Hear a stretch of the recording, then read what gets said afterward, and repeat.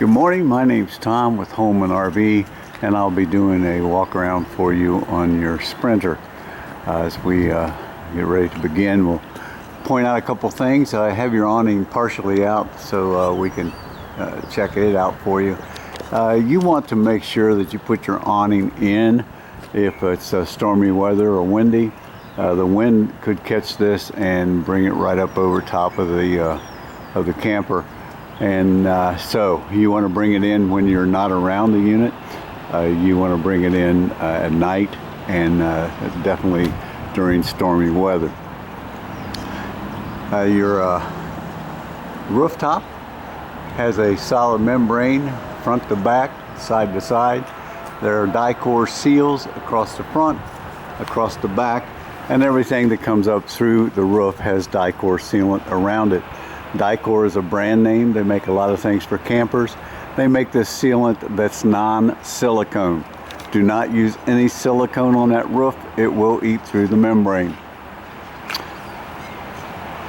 Your storage area right here, all the way through. And as we come around, there's another storage area in front that has your batteries. You want to check your batteries and make sure that the water staying over the plates are deep cell marine batteries. So just check those out every 4 or 5 months. Make sure water's staying over the plates. You have a power disconnect there. Light to work by here. And your level up system over here. All you have to do with your level up system, and I've already done it, is push the on button and push auto level. It will level up, and you can see your rear jacks are down, and it is level when that green light is solid in the middle. And then it will stop trying to level out. Best thing, or the best time to do that, is as you back onto your campsite after you've disconnected from your tow vehicle.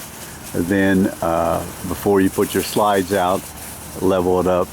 It'll be much easier on the electronic leveling system that way.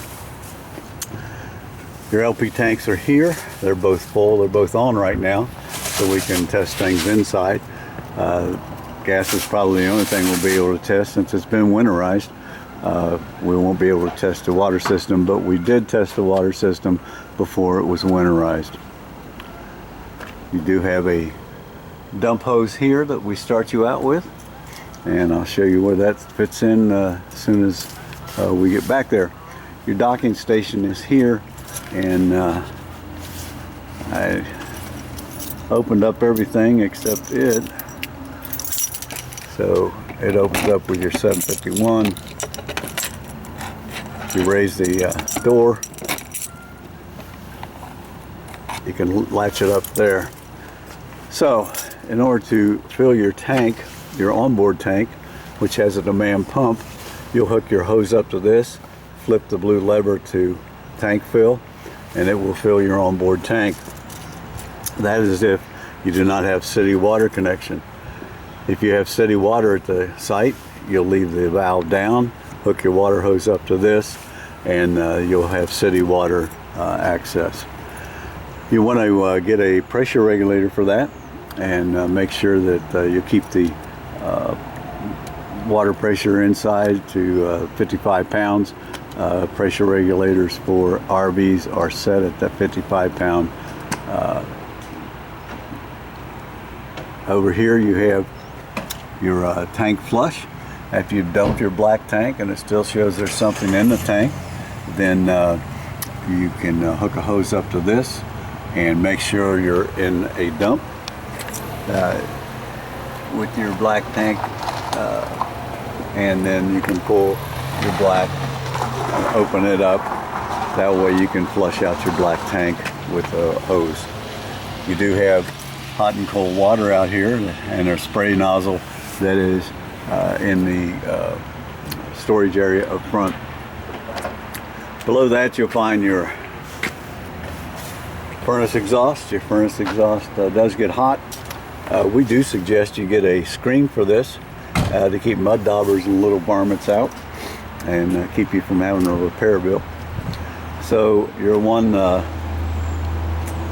black tank and gray tank for your bathroom is here, and you have a black tank or a gray tank back here for your kitchen. We come on around, the 50 amp service, all that is yours, up to and including the 50 to 30 amp adapter. Below that is your hookup for cable or satellite in the campsite, if you wish to do that, or you have your own satellite. Nice big storage area back here. If we come on around, you do have a ladder to get to your roof. It's a good idea to go up there and check those seals about, well, at least a couple times a season, what we call the begin and end of season, where you can check those die-core seals, see if they are cracking or separating from the membrane. If they are, do not take the old stuff up. Wipe it off, make sure it's nice and dry, put new die-core sealant over top of the old, and you'll keep your roof in good shape. You have a refrigerator in your outside kitchen. It is electric only and will only work when you're plugged into shore power. Next to that is your griddle. Nice griddle. Gas connection for it is underneath here, and there's a gas hose to hook it up. We come on around, we have another refrigerator, so you have plenty of cold storage outside. So come on up, you have your water heater. Your water heater, when we winterize it, we take the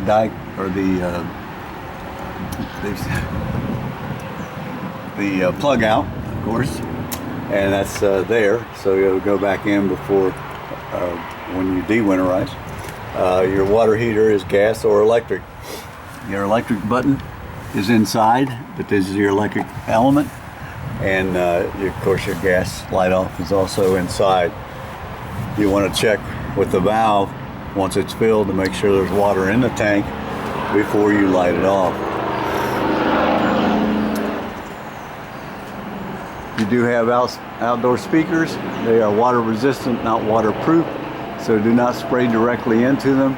They will take rainwater and you washing down the unit. Okay, we'll go inside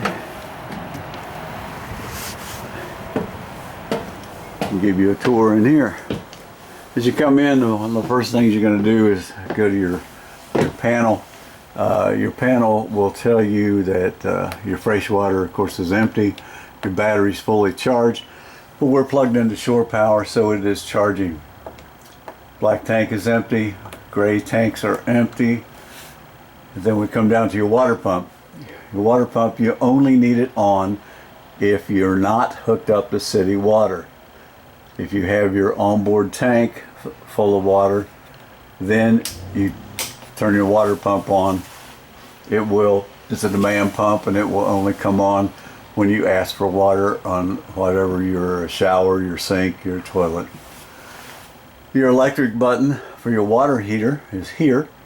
We're not going to turn it on because we don't want to burn up the elements. And then your gas button is here as well. And if you don't have electric and you want to heat your water, you can heat it with gas. If you're at a campsite, best thing to do is to use their electric. It gets just as hot as the gas. Ceiling lights here, clearance lights there, and then the slide outs operate here, and your awning lights are here. And then we had it extended a little bit, so we're going to retract it, and you'll hear it seat against the side of the unit. Once you hear that, it's ready to travel. Your thermostat, located up here, operates by just pushing the bottom button, and it will go to fan, and you're going to pick high, low, or the best is automatic, and then you can go on to heat. You can set the temperature up by pushing the up button, the down button. The heat is gas, and it will come on as soon as the thermostat, there it is. So now to turn that off, you simply scroll down and there's an on-off switch there. Come on into the bathroom. You have a nice bathroom, walk-in closet, medicine cabinet, light switch here, and your outlets here. Those are GFIs, and anything near water is hooked up to those.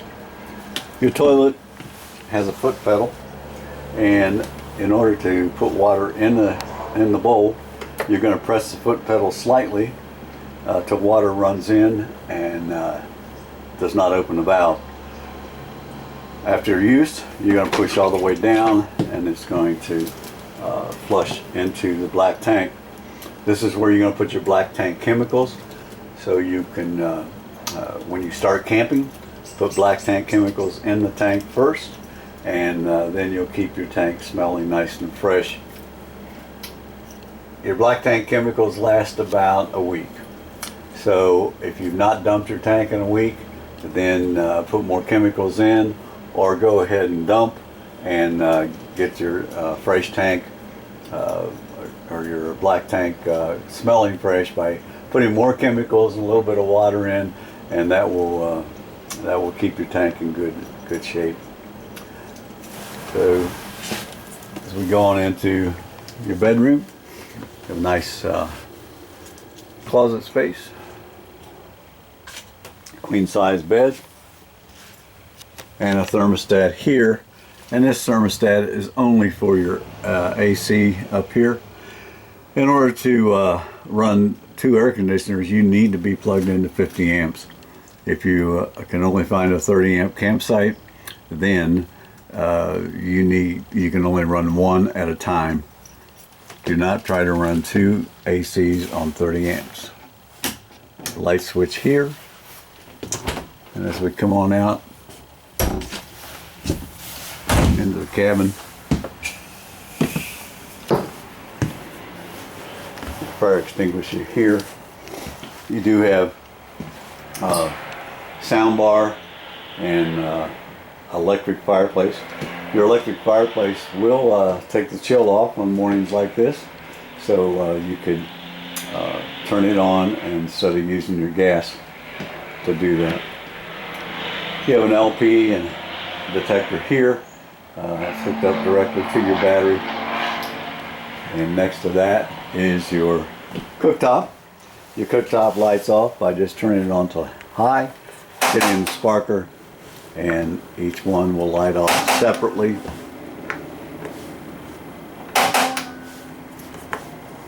And then you also have a pilot that you'll hold for your oven, and hit the sparker as well to light it off.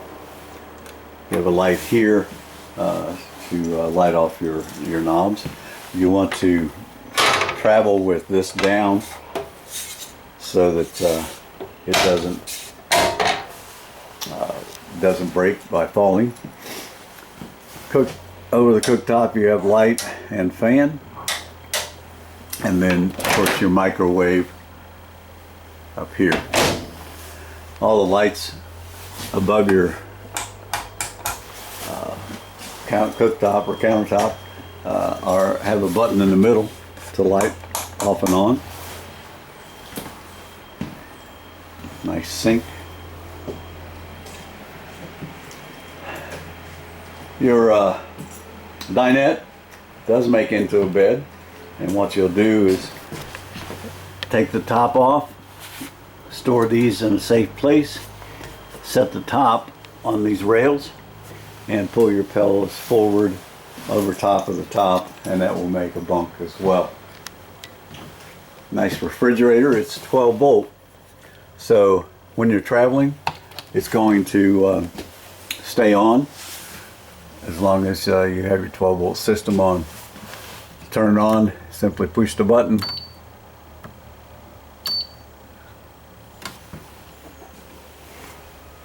and you can set the freezer temperature and the refrigerator temperature separate.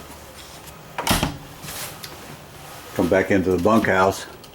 Have a nice 3-bunk arrangement, and light here works the same way as the ones on the countertop.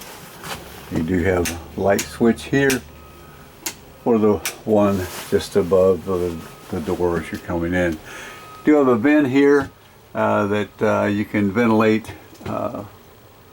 if you're not running the AC. At least you can have a fan to ventilate. We want to thank you for buying your unit from Holman, and we know that it's going to give you a lot of fun camping trips. Just enjoy it, and again, thank you.